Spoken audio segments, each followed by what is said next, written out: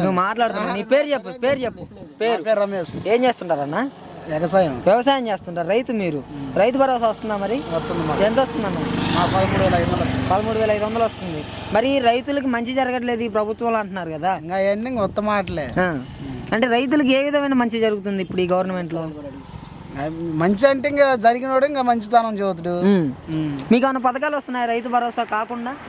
పథకాలు మనం ఏం పెట్టుకోవాలి. ఇంట్లో వాళ్ళకి ఏమన్నా? ఇంట్లో వాళ్ళకి పిల్లగాళ్ళకి అమ్మఒడి వస్తుంది, మా డాక్రా వాళ్ళకి వడ్డీ రుణమాఫీ పడుతుంది, మాకేమో రైతు భరోసా పడుతుంది. మరి ఏంటి ఇన్ని పథకాలు ఇవ్వడం వల్ల ఉపయోగం ఏంటంటారు?